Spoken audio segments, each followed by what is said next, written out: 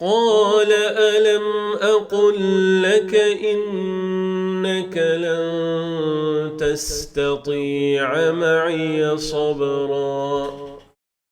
الحمد لله رب العالمين، وصلى الله على سيدنا محمد وعلى آله وصحبه أجمعين. اللهم انفعنا بالقرآن العظيم واجعله لنا إماما ونورا وهدى ورحمة يا أرحم الراحمين. وبعد.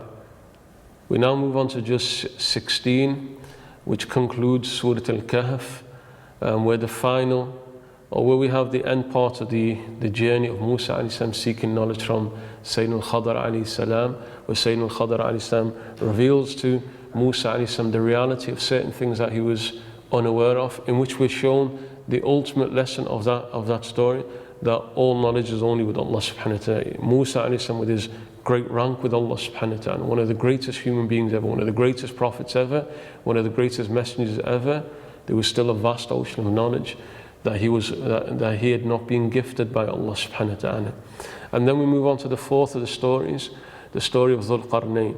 Dhul Qarnayn, the king who was given authority and power over the whole of the earth. He traveled to the westernmost part of the earth, he traveled to the easternmost part of the earth, and he subjugated everywhere that he went to, using his power and authority to bring people back towards Allah subhanahu wa ta'ala. Not in the normal way that kings use the power, which is to raise their own position and to live a wealthy, arrogant life. But Dhul Qarnayn, slave of Allah subhanahu wa ta'ala, humbled himself with that power that Allah subhanahu wa ta'ala blessed him with. And then you also have something spoken about Ya'juj and Ma'juj as you end Surah Al-Kahf, which is a surah of protection against the greatest tribulation that humanity will face. The tribulation that comes after that, Ya'juj and Ma'juj, Gog and Magog, is spoken about at the end of Surah Al-Kahf. We then move on in Juz 16 onto Surah Maryam. Surah Maryam being a surah that reflects the life of Isa alayhi salam. And as you study Surah Maryam, and then you compare it to the life of Isa alayhi salam, it perfectly reflects the nature of the life of Isa alayhi salam. The life of Isa alayhi salam is twofold. He had his first coming, he will have his second coming. In his first coming, he's ruhani, he's very spiritual in nature. He has no possessions, nothing of this world. And so the first part of Surah Maryam perhaps reflects that more. There's so much jamal, there's so much beauty within the first half of Surah Maryam. So we're told at the beginning of Surah Maryam about the birth of Yahya alayhi salam, followed by an amazing, beautiful description of the birth of Isa alayhi salam.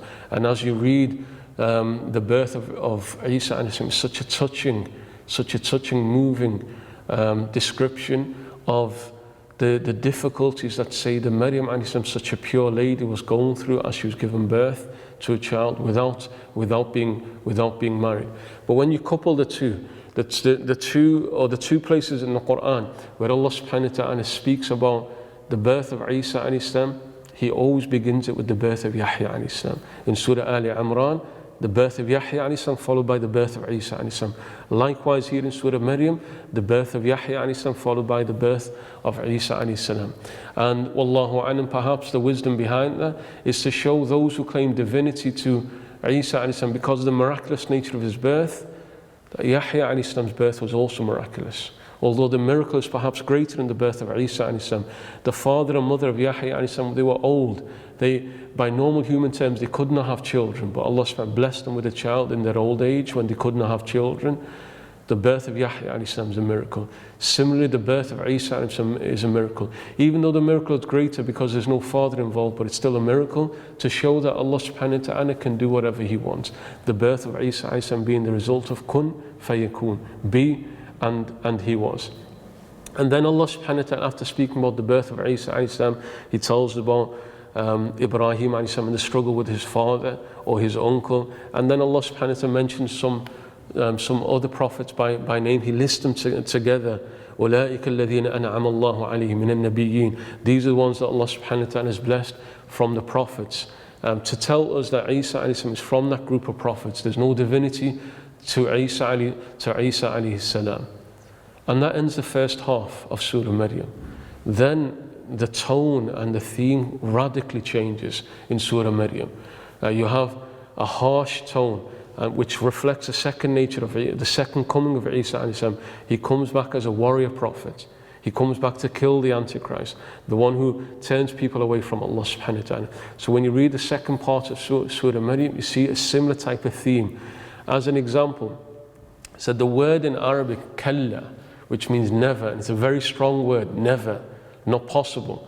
And what's known in Arabic as harfu zajrin wa rad'in, a very firm word which exists in the Qur'an 33 times.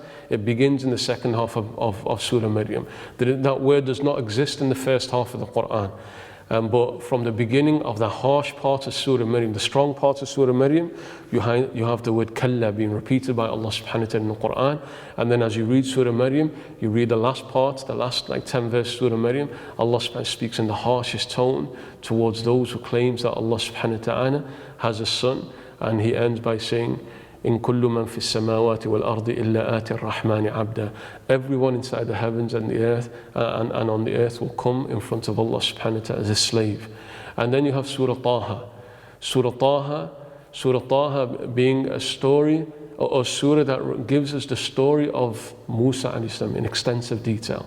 One of the stories that gives us a lot of detail about the life of Musa alayhi salam, pretty much spanning most of Surah Taha, to bring consolation to the heart of the Messenger sallallahu alaihi wasallam as he was struggling with his people, to show the struggle that Musa alayhi salam faced first with Fir'aun, and then the struggle that he faced against his own people, that when they were liberated from the tyranny of Fir'aun, they still caused Musa alayhi salam problems.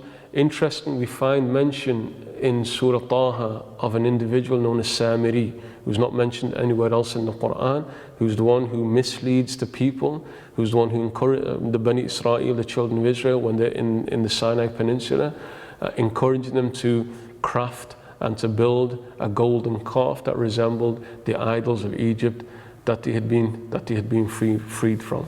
Walhamdulillahi Rabbil Alameen, wa sallallahu ala Sayyidina Muhammadin wa ala alihi wa sahbihi ajma'in. قل كل متربص فتربصوا فستعلمون من أصحاب الصراط السوي ومن اهتدى.